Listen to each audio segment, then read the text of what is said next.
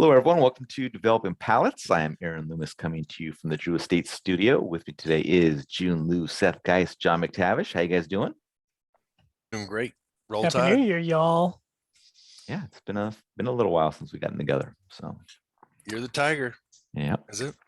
Are we it the tiger? is. It's my year, man. Yeah. Oh. All right. The tiger is here too. So today we're talking about the Casa Cuevas Patrimonio Toro cigar, 6-inch by 52. Comes out of the Las Lavas factory in the Dominican Republic. Wrapper is Honduran Corojo. Binder is Ecuadorian Habano. Filler is from Peru, Nicaragua, and the Dominican Republic. Price point is $11, and the cigar was released in August of 2021. So with all that out of the way, June, what was your overall experience like with this cigar? I thought it was really tasty. I thought there's not much like Honduran Corojo out in the market, is there? There's tons. Oh, aside from this cigar.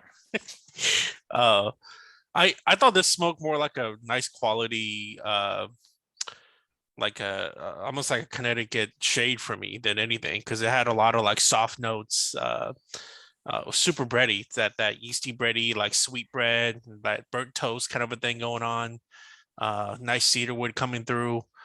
Like I didn't really get much spice in this at all until I started retrohaling. So and then I got this like really nice like tart plums as well. Medium strength, medium body. I thought it was pretty good. The only thing that about it is it fell off in the last third, but hey, in the year 2021 of cigar reviews, you get a good first 2/3 and you're in fucking heaven. So which this gave me. All right, Seth, what were your thoughts?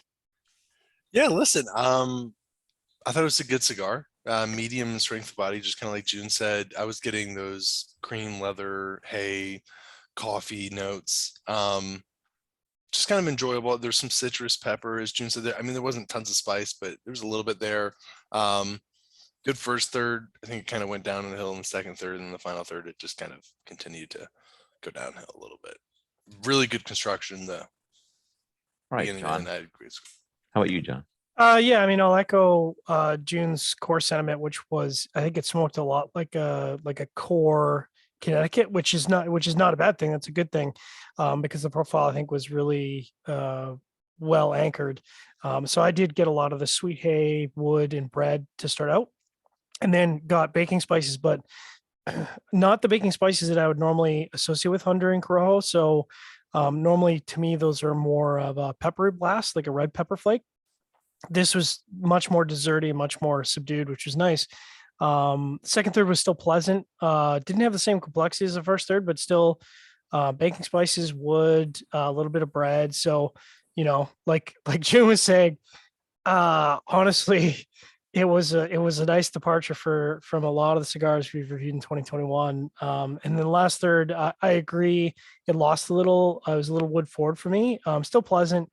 But the wood kind of became a little medium, so really wood forward, and then kind of bread forward in the halfway point. Construction was okay for me.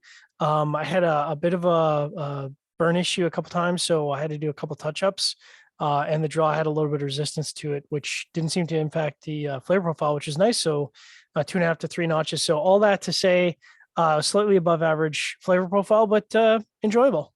Aaron? Yeah, the cigar had quite a few transitions through the first third and then kind of settled in during the second third. Final third warmed up a bit, gained a vegetal note as the draw was kind of tightening up as it went along. I think for me, I think the draw did have an effect on the flavor as it went along for me.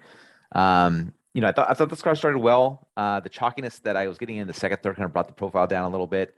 There were really some nice nuanced components kind of through the first half of the cigar, which I really like that. But I'd be up for coming back to this. Also maybe trying another Vitola. I just hope, for a better draw to see if I could, because I think that this cigar would do better if I had a better draw. So I think I would score it a little bit better than it was. Because I think that flavor profile would have lasted longer. So just a bit of a bummer in the one sample that I smoked for the review. So yeah, not too bad. So let's get into the scores. I'm going to start at the top with Jiunn at 6.57. Seth gave it a 6.10. John, oh, I gave it a 5.70 and John gave it a 5.60. So Jiunn had that 6.57 matchup for you. Yeah, it's too bad you guys fucked it up. We're also would have been a good top list for us. Yeah, this is very fitting to hit that mid 6.5. So yeah, I mean, this is very similar to a lot of like the Casa Cuevas stuff that I've had it kind of is within the typical wheelhouse of like not making stuff that's really strong, very flavor forward, without like any unneeded strength to attach to it. So if you like most of what you've had from Casa Cuevas, like you're gonna like this without a doubt. So All right, Seth, 6.1. By the way, Jiunn, I love that you said this is classic for me in that mid 6.5 region. Like how you ended up there. I'm like, what? How do you know that? So I know. I've been doing this for 3 years, Seth. Right? 3 years? We've been doing this for 3 years. I think this a lot longer than that. I think the cigar has the potential for potential. Potential for potential. It's young. I think it's really young, and I did not like the size. I said I needed to smoke more after the review. They sent us more. I smoked one of them, and after I smoked it, I said I think I need to smoke more of these, which is not a good thing. So they should take this review and take the score of 6.1 because I don't know where else that might go. My 5.7 matches up well. It was an above average flavor profile.